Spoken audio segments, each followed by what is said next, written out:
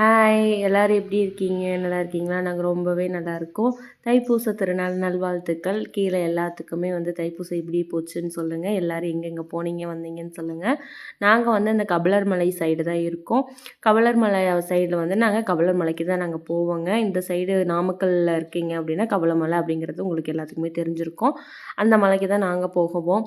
இங்கே தைப்பூசத்தன்னைக்கு கூட வேலையா அப்படின்னா விவசாயம்னு செய்கிறவங்க எல்லாத்துக்குமே லீவே கிடையாது. என்றைக்குமே வேலை தான், எப்போவுமே வேலை தான். அதனால் நாங்கள் காலையில் குச்சி ஊன்றதுக்கு நாங்கள் இது மாதிரி பாருங்கள், சாக்கில் ஆளுங்கெல்லாம் குச்சியை வெட்டி போட்டிருக்காங்க. இது மொத்தம் 2 ஏக்கரா ஊனணுங்க. இது மஞ்சளும் குங்குமமும் எலுமிச்சை பழமும் இதை அறுத்து ஊனி வச்சுட்டு தான் ஊனுவாங்க அப்படின்னு சொன்னாங்க. நாங்கள் சொட்டு நீர் தான் போட்டிருக்கோம். மாவானால் தண்ணி மாற முடியல. ஸோ அதனால் நாங்கள் சொட்டு நீர் போட்டிருக்கோம். தண்ணியும் கொஞ்சம் தோடையும் ஆயிடுச்சுன்னா சொட்டு நீராக இருந்தால் ரொம்பவே பரவாயில்லைன்னு. இங்கே பாருங்கள், ஃபஸ்ட்டு டைம் ஊனம் போதெல்லாம் இப்படி தான் ரொம்ப தண்ணியில் எக்ஸ்ட்ரா எங்கெங்கெல்லாம் பிடுங்குமோ அங்கெல்லாம் பிடுங்கும். அப்போல்லாம் அதெல்லாம் பார்த்து அடைக்கிறதுக்கே 4 ஆளுங்க வேலை செய்யணும். பாருங்கள், கண்ட வாக்கில் விழுவும். கீழே விழுந்தால் தானே குச்சி ஊன முடியும். அது மாதிரி தான் இப்போ காமிப்பேன் பாருங்கள். இது மாதிரி தண்ணி விழுவணும், குச்சி இப்படி ஊனுவாங்க. ரொம்ப அங்கங்கே அடிச்சதுன்னா எப்படி குச்சி ஊன முடியும்? அதனால் பார்த்து எல்லாத்தையுமே நான், எங்கள் அத்தை, எங்கள் மாமா எல்லாருமே சரி பண்ணணும் ஓரளவுக்கு. எங்கள் வீட்டுக்காரரும் ஜாயின் பண்ணிக்கிட்டாரு. இது மாதிரி டியூப் நம்ம இழுக்கிற தூரம் பார்த்து நேராக இழுத்து நடுவில் எல்லாம் மண் போட்டு வைக்கணும். ஊன ஊன ஒவ்வொருத்தங்க இடத்துலையுமே தண்ணி வராத இருக்கிற இடத்துல ஊக்கோ இல்லை பெரிய ஊசி மாதிரி இருக்கும் இல்லையா, அதில் வச்சு ஊனணும். அதுக்கப்புறம் தண்ணி எங்கே அதிகமாக வருமோ அது மாதிரி இது விதை குச்சி அப்படிம்பாங்க. ஏன்னா குச்சி எல்லா குச்சியுமே முளைக்கும் அப்படிங்கிறது கேரண்டி கிடையாது. 1-2 குச்சி செத்து போயிடலாம். அதுக்கு பதிலாக இந்த முளைச்ச குச்சியை அதை எடுத்து அந்த அந்த இடத்த ரீப்ளேஸ் பண்ணி வைப்பாங்க. அதுக்காக இது விதை குச்சி அப்படின்னு சொல்லுவாங்க. 2 ஏக்கராவுக்கு ஊனிட்டாங்கங்க. காலையில் நேரமாகவே வந்துட்டாங்க. இதுதான் சொட்டு நீருக்கு கேட் வால் வச்சுருக்கோம். 2 ஏக்கராவுக்கு ஒட்டுக்கா பாயாது, கொஞ்சம் கொஞ்சமாக அடைச்சி விட்டுக்கலாம். அதே மாதிரி ஒரு டியூப் எக்ஸ்ட்ராவும் வச்சுருக்கோம். ஏன் அப்படின்னா நம்ம மருந்தடிக்கிறோம் அப்படின்னா அந்த இடத்துல நம்ம தண்ணி பிடிக்கிறதுக்கு வேணும் அப்படிங்கிறதுக்காக. அதை முடிச்சுட்டு நேராக நாங்கள் கோயிலுக்கு வந்துட்டோம். எங்கள் ஊரில் இருந்து காவடி போகிறாங்க, நடைபயணமாக போவாங்க. நாங்கள் முதல் நாள் நைட்டே எங்கள் ஃபேமிலியோடு போய் தீர்த்தம் விட்டுட்டு வந்துட்டோம். என்னால் வீடியோ எடுக்கலை. இது எங்கள் ஊரில் எல்லாருமே சேர்ந்து போகிறது. இளநீர் காவடி, மயில் காவடி. தீர்த்தத்துக்கும் போகிறவங்களும் தீர்த்தத்துக்கும் போவாங்க. எல்லாருமே சிறப்பாக எல்லாமே ரெடி பண்ணி எல்லாம் சாமியெல்லாம் கும்பிட்டதுக்கப்புறம் காவடி டான்ஸ், கொஞ்சம் நேரம் காவடி டான்ஸ் ஆடுவாங்க.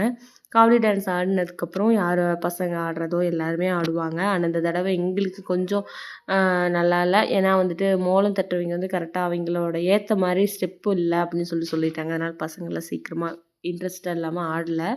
அதனால் காவடி டான்ஸ் மட்டும் ஆடிட்டு போக ஆரம்பிச்சிட்டாங்க.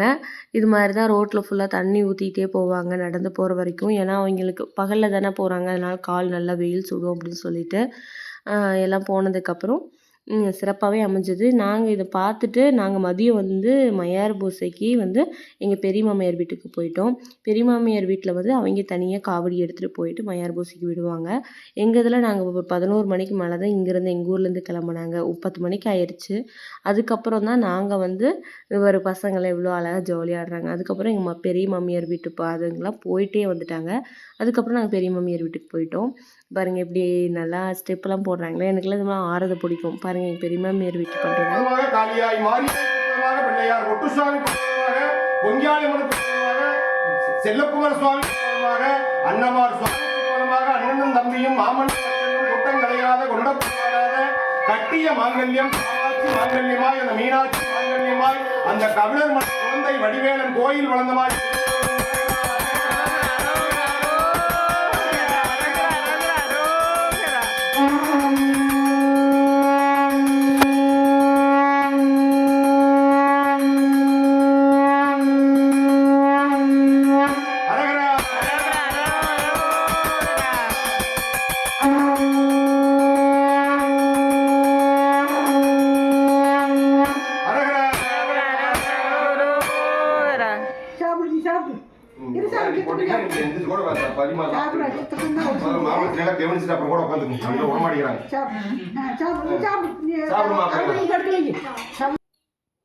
எல்லாருமே படையல் போட்டு எல்லாமே நல்லபடியாக சாப்பிட்டோங்க. சாப்பிட்டுட்டு நைட்டு வந்து தேருக்கு வந்துட்டோம். தேர் ஃபுல்லாக சுற்றி பார்த்துட்டு கடை வீதியெல்லாம் இருக்கும்ல சுற்றி பார்த்துட்டு பசங்களுக்கு தான் என்ன ரைடு தாங்க.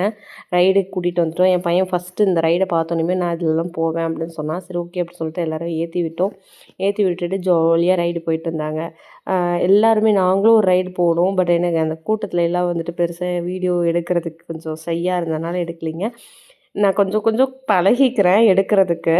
அப்புறம் இந்த ரைடு போனோனே இந்த ரைடும் என் பையன் வந்து போகணும்னு சொல்லிட்டு போனாங்க. ஜாலியாக எல்லாருமே விளையாண்டாங்க. இந்த வீடியோ உங்களுக்கு பிடிச்சிருந்தா என் சேனலை சப்ஸ்கிரைப் பண்ணிக்கோங்க, ஃபாலோ பண்ணுங்கள். வந்துட்டு எல்லோரும் யார் யார் வந்து கபிலர் மலை வந்தீங்க அப்படின்னு சொல்லிட்டு கீழே கமெண்ட் பண்ணுங்கள். பாய்.